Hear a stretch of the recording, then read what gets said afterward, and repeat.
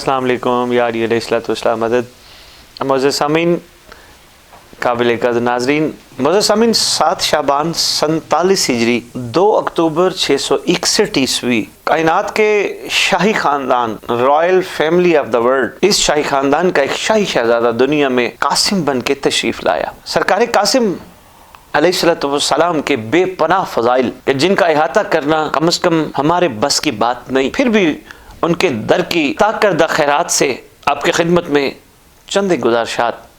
پیش کرنا چاہیں گے۔ کون ہے سرکار؟ بات کرنے سے پہلے میں 2 مصرے سرکار قاسم کی شان میں عرض کرنا چاہوں گا کہ قاسم کربلا کا عجب انتخاب ہے، کم سنی میں بھی حسن کا مکمل شباب ہے۔ آنکھ کھولی تو گود جو میسر ہوئی وہ بابا حسن بادشاہ سبز قبا امام مجتبی علیہ السلام اور پرورش کے لیے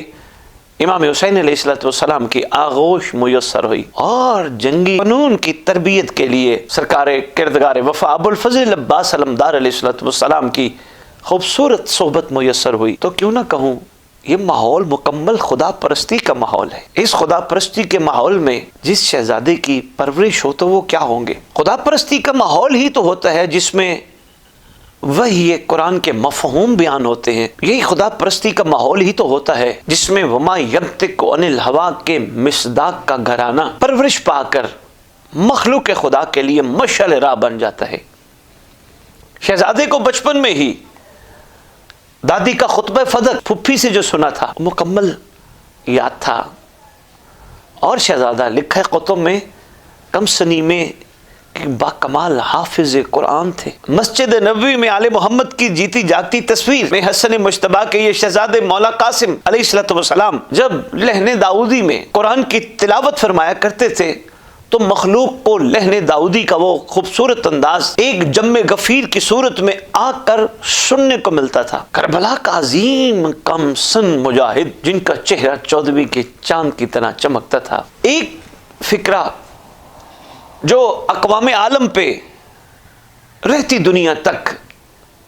ہمیشہ فکر کا باعث بنا رہے گا، وہ جو اسی سرکار نے جن کے آنے کا دن منا رہے ہیں، جو ارشاد فرمایا کوئی نہیں جانتا مرنے کے بعد موت کا ذائقہ کیسا ہے، کوئی نہیں جانتا کہ موت کا ذائقہ کیا ہوگا، اور کبھی کسی نے جانے کے بعد بتایا بھی نہیں کہ ترش تھا، میٹھا تھا، سخت تھا۔ یہ تو اس گھرانے کے کرم ہے، وہ فرما دیتے ہیں کہ ہمارے چاہنے والوں کے لیے خدا نے موت میں آسانیاں فرمائی ہیں۔ لیکن کیا کہنے محمد کے گھرانے کے اس محمد شہزادے کے، انہوں نے کربلا میں ایک جملہ دے کر بڑے بڑے مفکران کو، بڑے بڑے تاریخ دانوں کے سر ہی چکرا کے رکھ دیے کہ موت کا ذائقہ تو شہد سے بھی زیادہ میٹھا ہے۔ اس سرکار کی شان میں کسی شاعر نے بڑے خوبصورت مصرے کہے، قاسم وہ رن میں تیغ کے جوہر دکھائے گا، قاسم وہ رن میں تیغ کے جوہر دکھائے گا،